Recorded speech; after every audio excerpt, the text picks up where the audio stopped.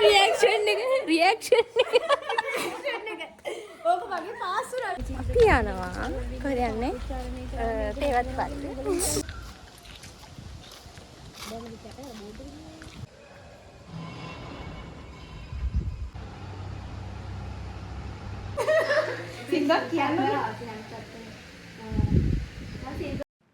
Hello guys, welcome back to my YouTube channel.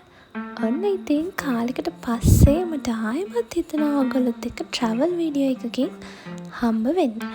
ඉතින් අද කොහෙද යන්නේ? ඔයාලා දැනටමත් දන්නවා අපි කොහෙද යන්නේ කියලා thumbnail එකෙන්. ඔව් අද අපි යන්නේ තේවත්ත පල්ලියට. ඉතින් අපි බලමු මොකද වෙන්නේ කියලා.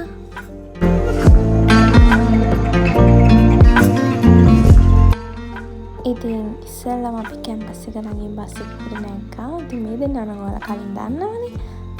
ඉතින් කඩවත බස් ස්ටෑන්ඩ් එකේ ඉඳලා එතන ඉඳන් අපි ආයෙම රාගම බස් එකක තමයි ගියේ.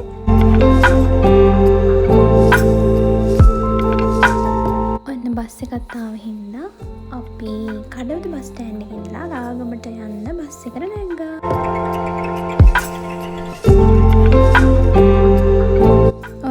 යාළුවා බනිනවා. එයා වීඩියෝ වල හානවා කියලා. එහෙම තමයි නේද අනේ ලස්සන යාළුවගේ කැත ෆොටෝස් වයිරල් කරන්න ඕනේ. එහෙම තමයි හොඳම යාළුකා. ඉතින් තේවත්ත පල්ලියට හුඟා කිට්ටුව අපේ යාළුවෙක් හිටියා. ඉතින් අපි යාළුවගේ ගෙදර තමයි ඉස්සලම ගියේ. ඉතින් චුට්ටි දෙයක් අරගෙන අපි එහෙ තමයි ඉස්සලම ගියේ. එහෙන් කෑම කාලා තමයි අපි තේවත්ත පල්ලියට ගියේ. අපරාධ කියන්න බෑ. රස කෑම ටික දැන් මතක් වෙනකොටත් ආයෙ කන්න හිතෙනවා. ඉතින් අවුල් චුට්ටක් සැර වැඩි නිසා අපි හවස් වෙලාම තේවත්ත පල්ලියට යනවා කියලා හිතුවා. ඒ හින්දා අපි චුටි ගේම් එකක් කරා. ගේම් එක පටන් ගත්තත් හරි මම තමයි පළවෙනිටම ජෝකර් වුනේ. පුදුම වාසනාවක් මට තියෙන්නේ. හරි. මල මගුලේ බූරයිද? අපි එහෙම මුකුත් සෝලන් කීයක් තියෙනවද?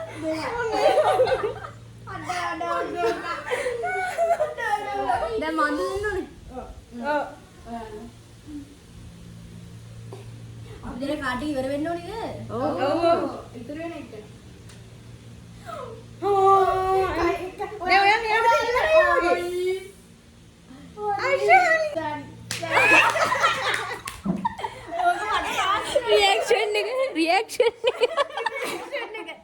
ඕක වගේ පාස් වුණා. මේ මගේ අනික් යාළුවා පෙරදිච්ච වෙලාවේ සින්දුවක් කිව්වද? මමත් සින්දුවක් කිව්වා. ඒක මම නෑ.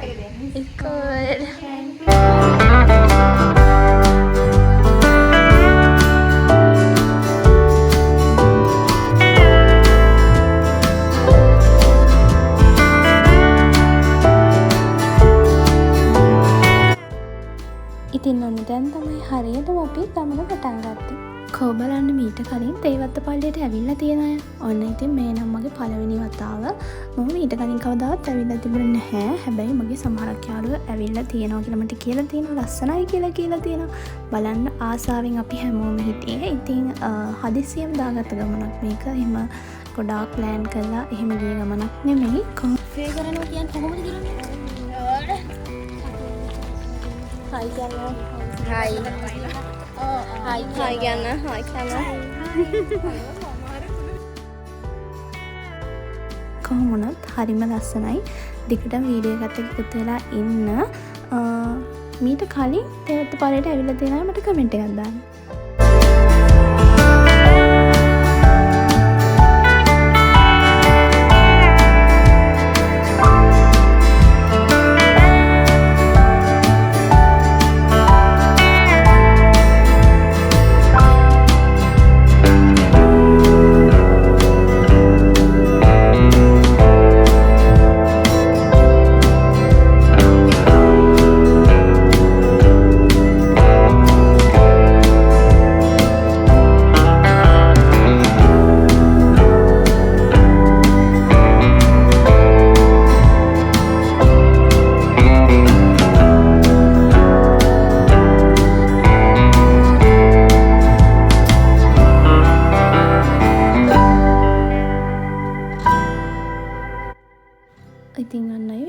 අපි ඇතුළට ගියා. ඉතින් රාගම තේවත්ත බැසිලිකා පල්ලිය ගැන මම චූටි විස්තරයක් කියන්නම්.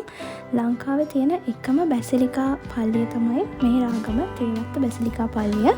ක්‍රිස්තු වර්ෂ 1911 කුඩා පැල්පත් දෙව් මැදුරක් විදිහට තමයි මේක පටන් අරගෙන තියෙන්නේ.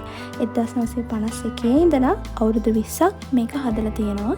ඉතින් ඔයා කතෝලික වුණත් බෞද්ධ වුණත් මොන ආගමක වුණත් එකපාරක් හරි ජීවිතේ මේ බැසිලිකා දේවස්ථානයට එන්න කියලා මම කියනවා. මොකද මේ පරිසරය හරිම කෙනෙක්ගේ හිත නිවන්න පුළුවන් පරිසරයක් මෙතන තියෙන්නේ. මම හිතනවා ලංකාවේ තියෙන හැම ආගමකින්ම කරන්නේ මනුස්සයෙක්ගේ හිතට සහනයක් ගේන එක.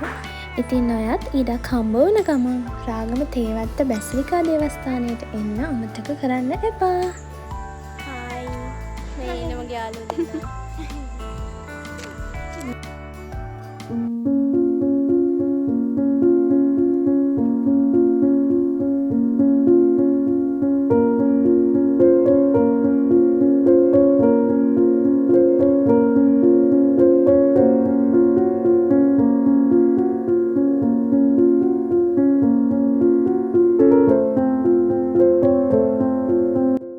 ඉතින් ඔය විදිහට අපි පල්ලිය හැමතැනම ඇවිත්තා. ඊට පස්සේ අපි ඉඳගෙන පොඩ්ඩක් කතා කර කර ඉඳලා තමයි යන්න පිටත් උනේ. මොකද අපිට ආයි කැම්පස් එකටත් යන්න ඕනේ බසුත් නැති වෙයි කියන බය හින්දා අපි චුට්ටක් අයින් ගියා.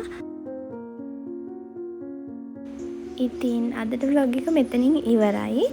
subscribe කරලා නැති අයට subscribe කරන්න කියලාත් ආදරෙන් මතක් කරනවා. තවත් වීඩියෝ එකකින් හම්බ වෙනකන් කියෙල්ලෙන්නම්. Bye!